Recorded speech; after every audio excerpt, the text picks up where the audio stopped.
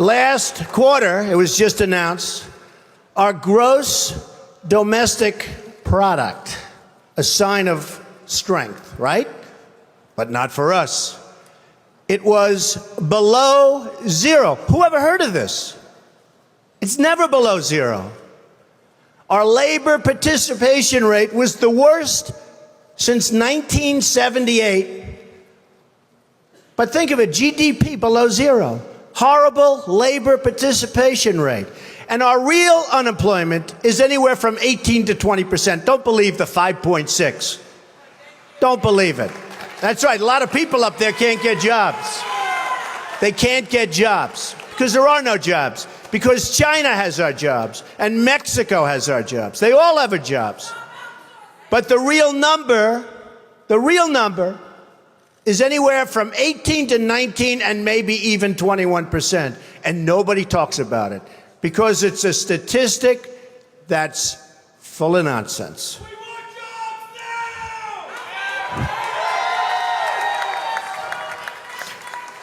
now! Our enemies are getting stronger and stronger by the day, and we as a country are getting weaker.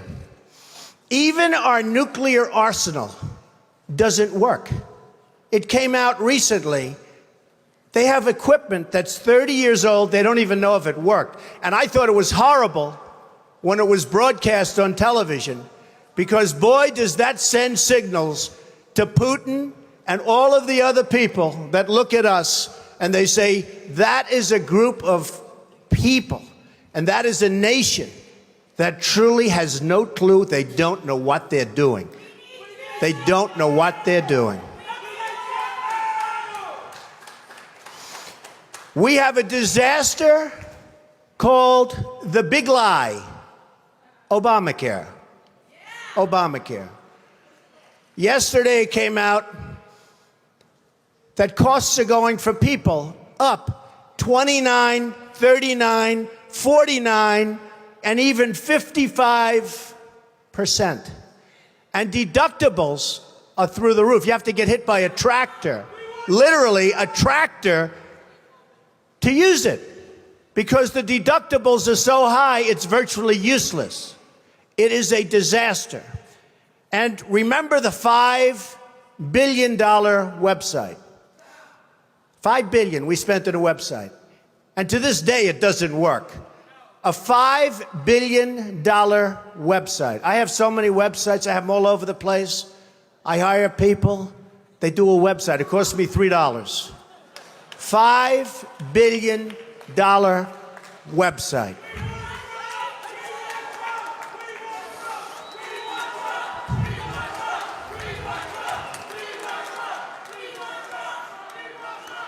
Well, you need somebody, because politicians are all talk, no action. Nothing's going to get done. They will not bring us, believe me, to the promised land. They will not. As an example, I've been on the circuit making speeches, and I hear my fellow Republicans, and they're wonderful people. I like them. They all want me to support them. They don't know how to bring it about. They come up to my office. I'm meeting with 3 of them in the next week, and they don't know. Are you running? Are you not running? Could we have your support? What do we do? How do we do it? I like them. And I hear their speeches, and they don't talk jobs, and they don't talk China. When was the last time you heard China's killing us? They're devaluing their currency to a level that you wouldn't believe. It makes it impossible for our companies to compete. Impossible. They're killing us. But you don't hear that from anybody else. You don't hear it from anybody else. And I watch the speeches. Thank you. I watch the speeches of these people, and they say, the sun will rise, the moon will set, all sorts of wonderful things will happen. And people are saying, what's going on? I just want a job. Just get me a job. I don't need the rhetoric. I want a job. And that's what's happening. And it's going to get worse, because remember, Obamacare really kicks in 2016. Obama is going to be out playing golf He might even be on one of my courses. I would invite him. I actually would say. I have the best courses in the world, so I'd say, you know what, if he wants to, I have one right next to the White House, right on the Potomac. If he'd like to play, that's fine. In fact, I'd love him to leave early and play. That would be a very good thing. But Obamacare kicks in 2016. Really big league. It is going to be amazingly destructive. Doctors are quitting. I have a friend who's a doctor, and he said to me the other day, Donald, I never saw anything like it. I have more accountants than I have nurses. It's a disaster. My patients are beside themselves. They had a plan that was good. They have no plan now. We have to repeal Obamacare, and it can be replaced. And it can be replaced with something much better for everybody. Let it be for everybody, but much better and much less expensive for people and for the government. And we can do it.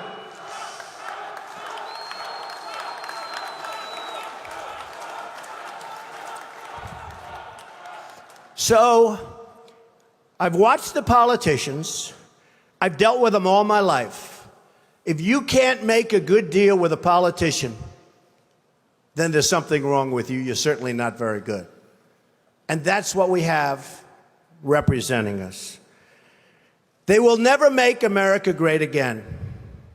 They don't even have a chance. They're controlled fully.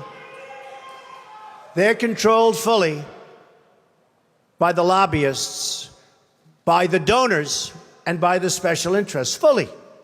They control them. Hey, I have lobbyists, I have to tell you. I have lobbyists that can produce anything for me. They're great. But you know what? It won't happen. It won't happen. Because we have to stop doing things for some people, but for this country, it's destroying our country. We have to stop, and it has to stop now. Now, our country needs a truly great leader. And we need a truly great leader now.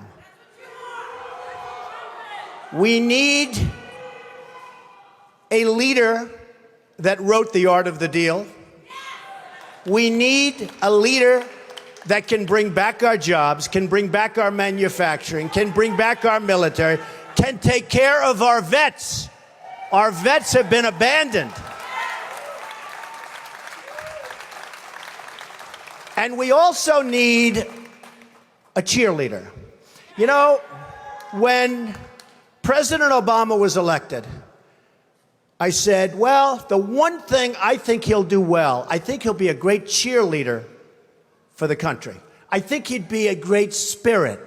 He was vibrant. He was young. I really thought that he would be a great cheerleader. He's not a leader, that's true.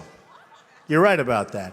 But he wasn't a cheerleader. He's actually a negative force. He's been a negative force. He wasn't a cheerleader. He was the opposite. We need somebody that can take the brand of the United States and make it great again. It's not great again. We need somebody. We need somebody that literally will take this country and make it great again. We can do that. And I will tell you, I love my life. I have a wonderful family.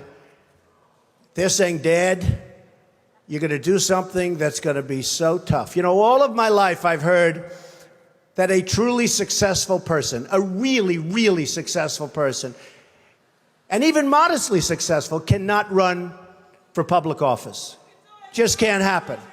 And yet that's the kind of mindset that you need to make this country great again. So, ladies and gentlemen, I am officially running for President of the United States, and we are going to make our country great again.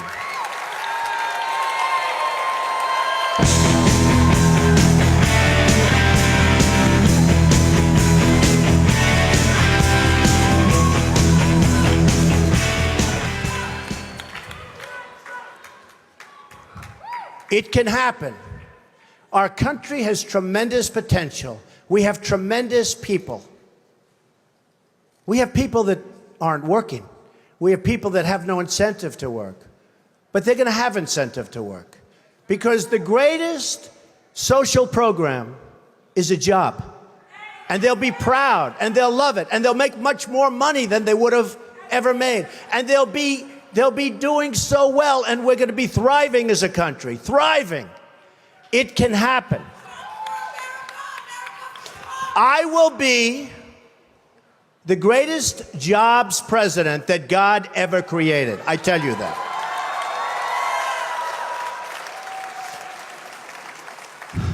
I'll bring back our jobs from China, from Mexico, from Japan, from so many places.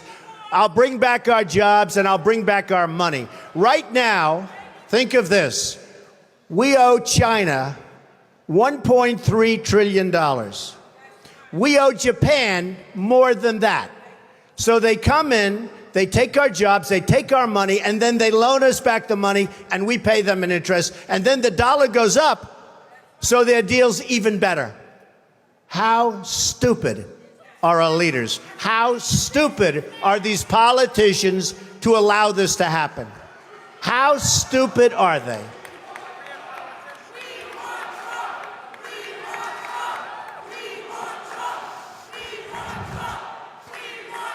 I'm going to tell you, thank you. I'm going to tell you a couple of stories about trade, because I'm totally against the trade bill for a number of reasons. Number one, the people negotiating it don't have a clue. Our president doesn't have a clue. He's a bad negotiator. He's the one that did Bergdahl. We get Bergdahl, they get 5 killer terrorists that everybody wanted over there. We get Bergdahl, we get a traitor. We get a no-good traitor, and they get the 5 people that they wanted for years, and those people are now back on the battlefield trying to kill us. That's the negotiator we have. Take a look at the deal he's making with Iran. He makes that deal, Israel maybe won't exist very long. It's a disaster, and we have to protect Israel. But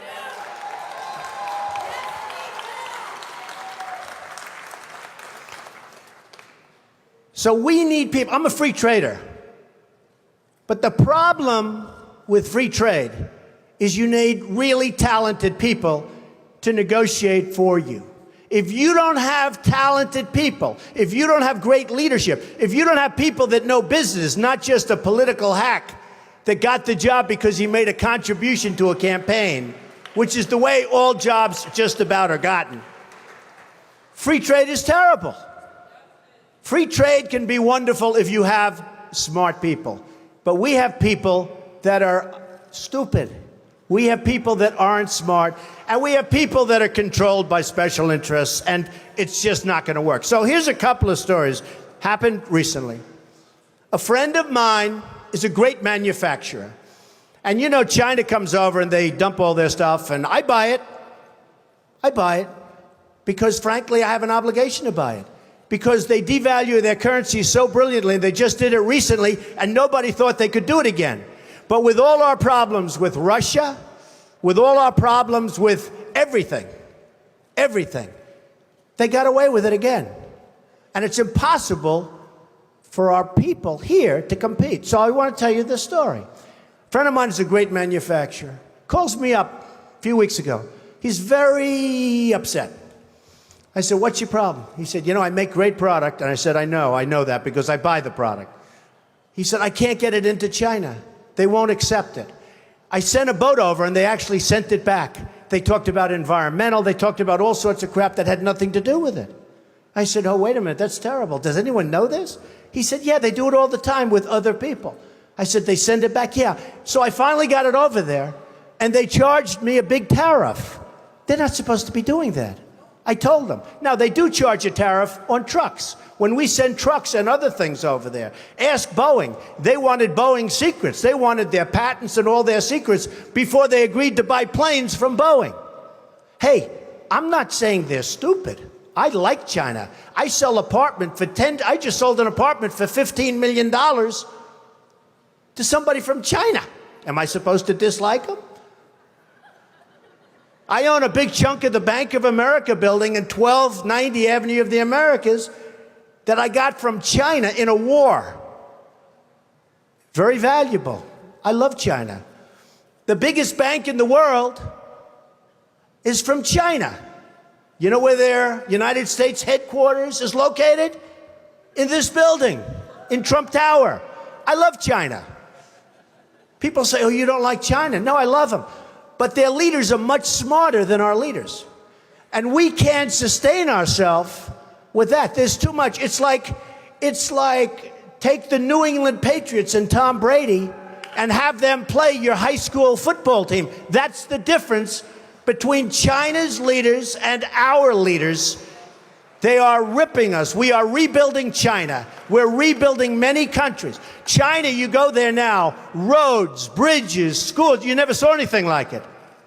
They have bridges that make the George Washington Bridge look like small potatoes. And they're all over the place. We have all the cards, but we don't know how to use them. We don't even know that we have the cards because our leaders don't understand the game. We could turn off that spigot by charging them tax until they behave properly. Now they're going militarily. They're building a military island in the middle of the South China Sea, a military island. Now, our country could never do that because we'd have to get environmental clearance. And the environmentalists wouldn't let our country. We would never build an ocean. They built it in about 1 year, this massive military port. They're building up their military to a point that is very scary. You have a problem with ISIS, you have a bigger problem with China. And in my opinion, the new China, believe it or not, in terms of trade, is Mexico. So this man tells me about the manufacturing. I say, that's a terrible story. I hate to hear it. But I have another one, Ford. So Mexico takes a company, car company, that was going to build in Tennessee, rips it out. Everybody thought the deal was dead. Reported in the Wall Street Journal recently. Everybody thought it was a done deal. It's going in, and that's going to be it, going into Tennessee. Great state, great people. All of a sudden, at the last moment, this big car manufacturer, foreign, announces they're not going to Tennessee.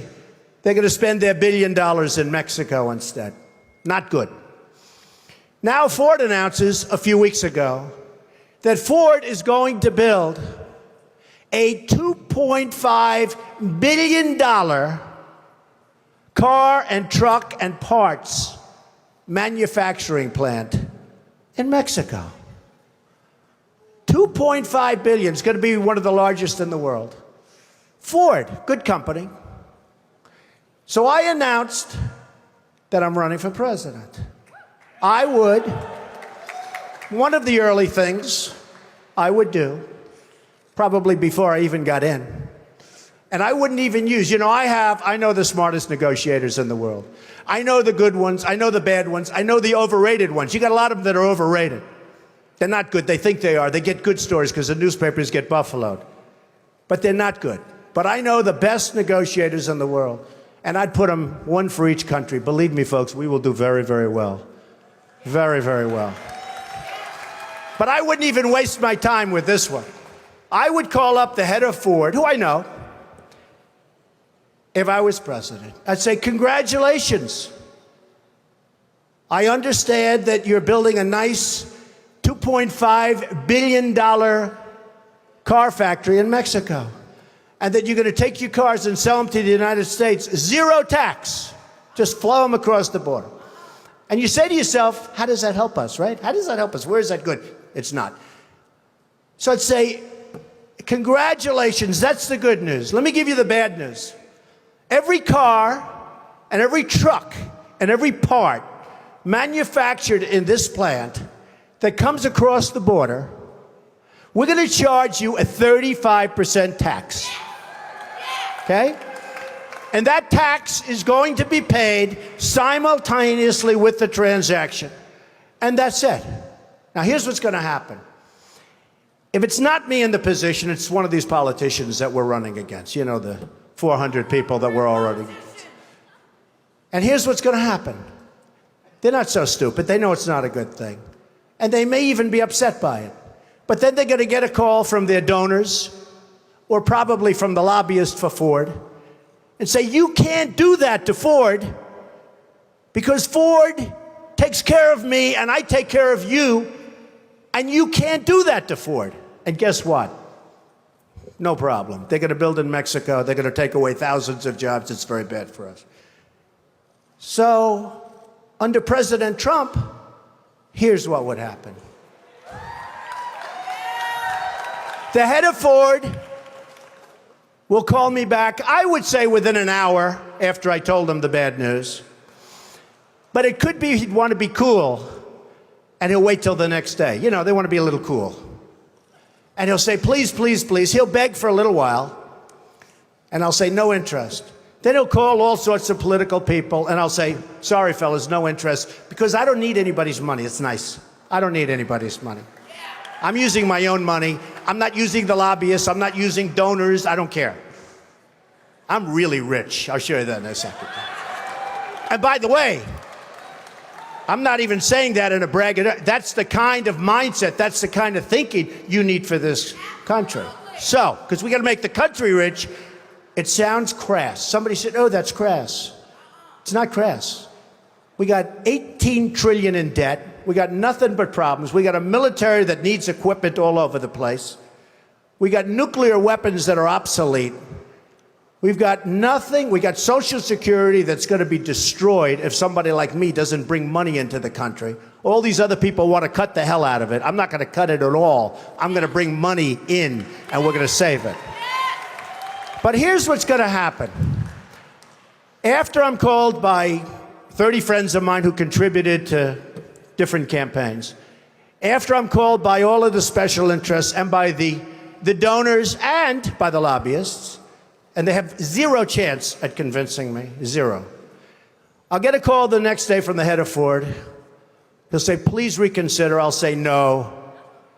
He'll say, Mr. President, we've decided to move the plant back to the United States. We're not going to build it in Mexico. That's it. They have no choice. They have no choice. There are hundreds of things like that. I'll give you another example. Saudi Arabia.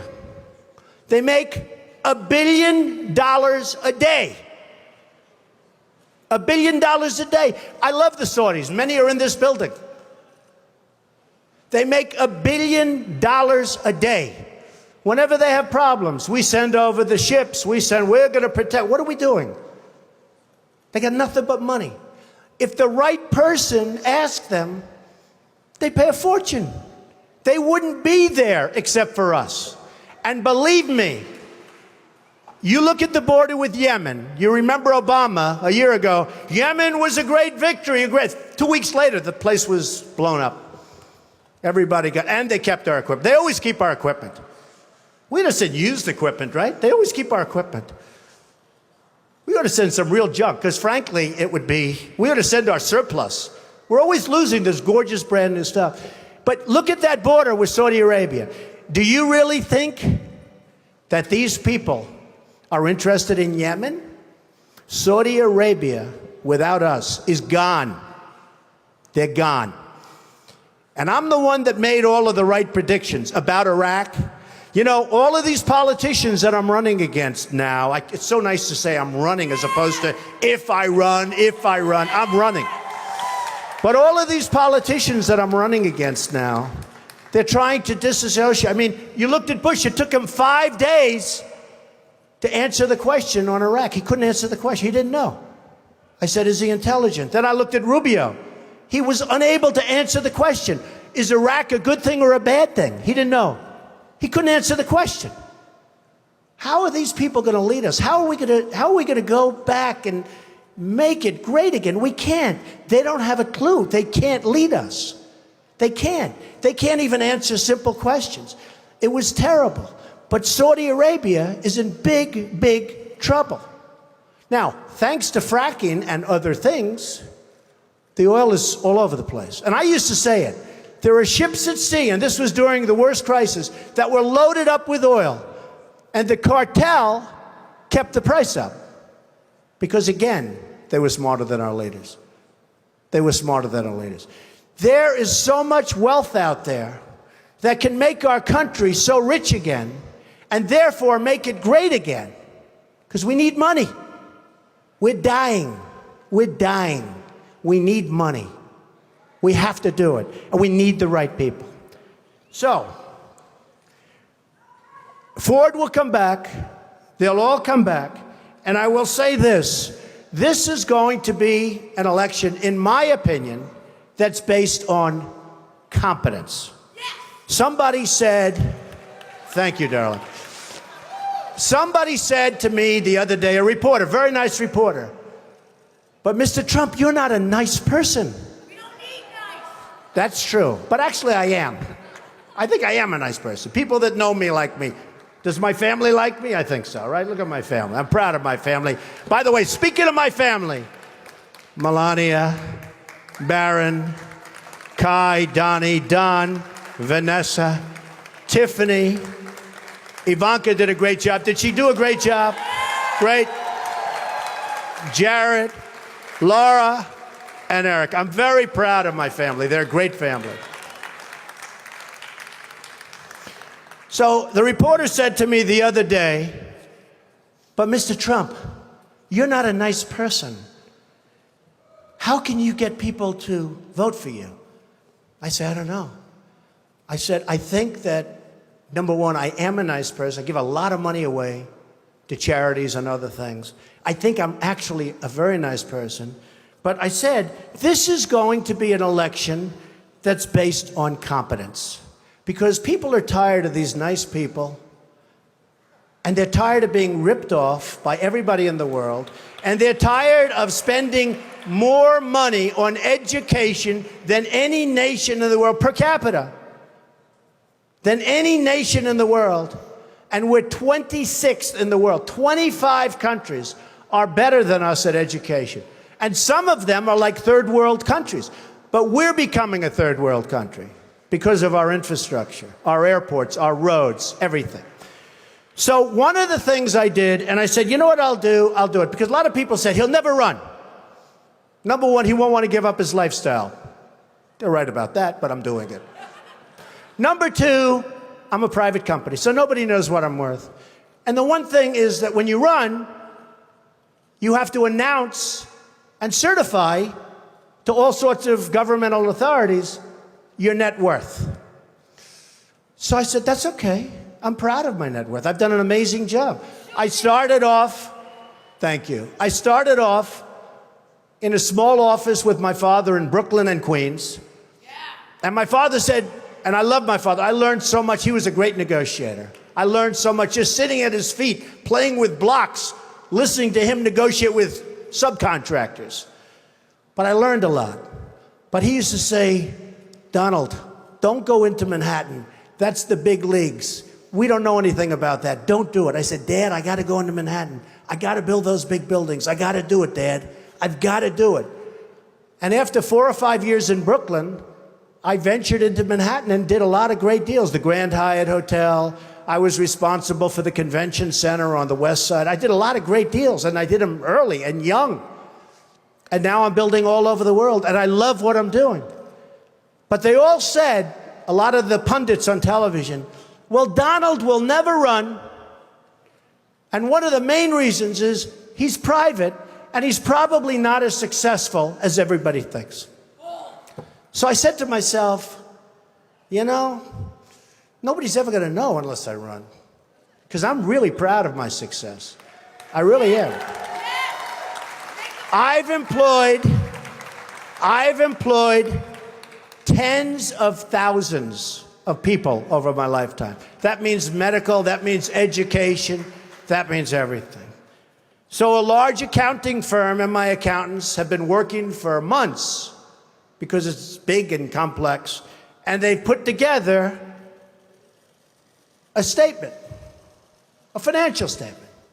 There's a summary, but everything will be filed eventually with the government, and we don't need extensions or anything. We'll be filing it right on time. We don't need anything. And it was even reported incorrectly yesterday because they said he had assets of $9 billion. So I said, no, that's the wrong number. That's the wrong number, not assets. So they put together this, and before I say it, I have to say this. I made it the old-fashioned way. It's real estate. You know, it's real estate. It's labor, and it's unions good and some bad, and lots of people that aren't in unions, and it's all over the place, and building all over the world. And I have assets, big accounting firm, one of the most highly respected, $9,240,000,000. And I have liabilities of about 500. That's long-term debt, very low interest rates. In fact, one of the big banks came to me and said, Donald, you don't have enough borrowings. Could we loan you $4 billion? I said, I don't need it. I don't want it. And I've been there. I don't want it. But in 2 seconds, they'd give me whatever I wanted. So I have a total net worth, and now with the increase, it'll be well over $10 billion.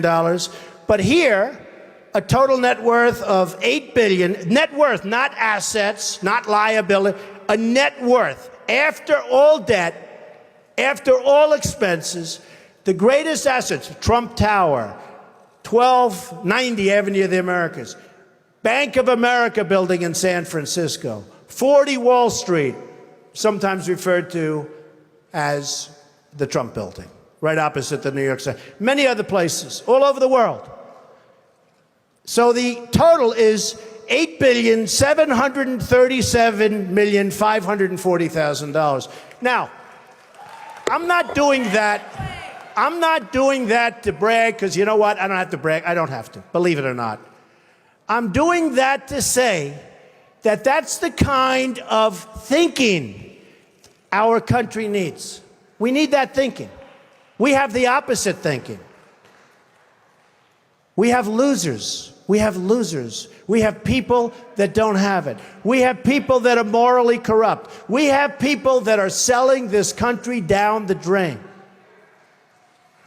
So I put together the statement, and the only reason I'm telling you about it today is because we really do have to get going.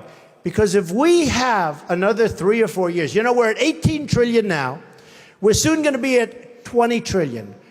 According to the economists, who I'm not big believers in, but nevertheless, this is what they're saying, that 24 trillion, we're very close.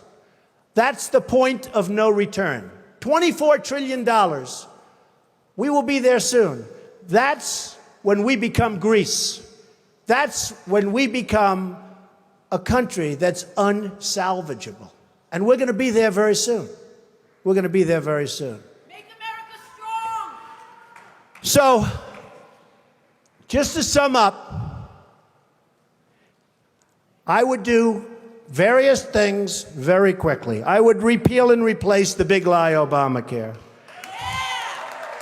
I would build a great wall, and nobody builds walls better than me, believe me. And I'll build them very inexpensively. I will build a great, great wall on our southern border, and I will have Mexico pay for that wall. Mark my words.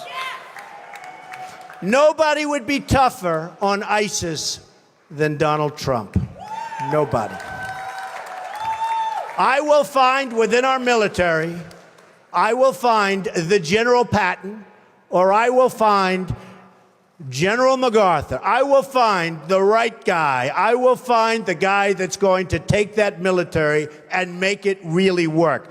Nobody will be pushing us around.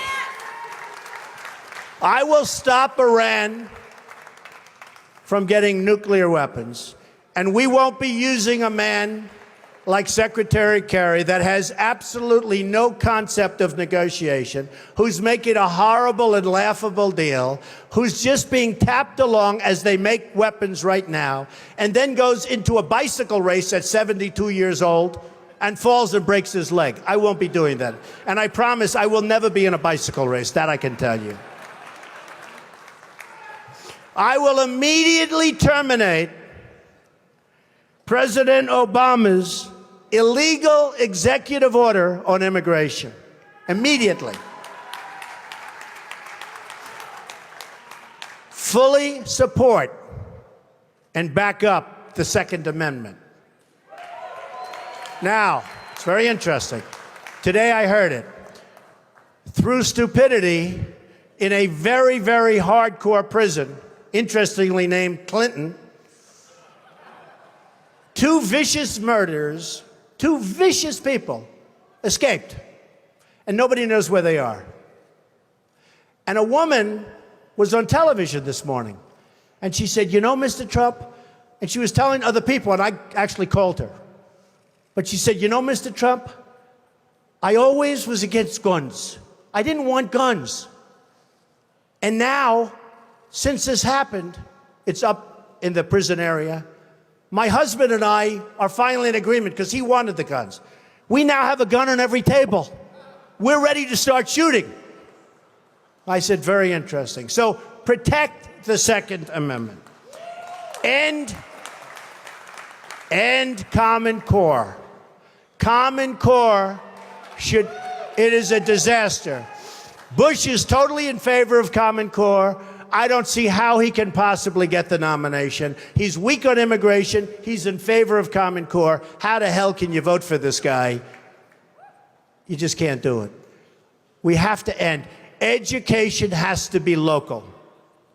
Rebuild the country's infrastructure. Nobody can do that like me, believe me. It will be done on time, on budget, way below cost, way below what anyone ever thought. I look at these roads being built all over the country, and I say, I can build those things for 1/3. What they do is unbelievable. How bad? You know, we're building on Pennsylvania Avenue, the old post office. We're converting it into one of the world's great hotels. It's going to be the best hotel in Washington, D.C. We got it from the General Services Administration in Washington. The Obama administration, we got it. It was the most highly sought after, or one of them, but I think the most highly sought after project in the history of General Services. We got it. People were shocked. Trump got it. Well, I got it for two reasons. Number one, we're really good. Number two, we had a really good plan. And I'll add in the third, we had a great financial statement. Because the General Services, who are terrific people, by the way, and talented people, they wanted to do a great job. And they wanted to make sure it got built. So we have to rebuild our infrastructure, our bridges, our roadways, our airports. You come into LaGuardia Airport, it's like we're in a third world country. You look at the patches and the 40-year-old floor, they throw down asphalt, and you look at these airports. We are like a third world country. And I come in from China, and I come in from Qatar, and I come in from different places. And they have the most incredible airports in the world. You come back to this country, and you have LAX, disaster. You have all of these disastrous airports. We have to rebuild our infrastructure. Save Medicare, Medicaid, and Social Security without cuts. Have to do it. Get rid of the fraud, get rid of the waste and abuse, but save it. People have been paying in for years, and now many of these candidates want to cut it. You save it by making the United States, by making us rich again, by taking back all of the money that's being lost. Renegotiate our foreign trade deals. Reduce our $18 trillion in debt, because believe me, we're in a bubble. We have artificially low interest rates. We have a stock market that frankly has been good to me, but I still hate to see what's happening. We have a stock market that is so bloated. Be careful of a bubble, because what you've seen in the past might be small potatoes compared to what happens. So be very, very careful. And strengthen our military and take care of our vets. So, so important.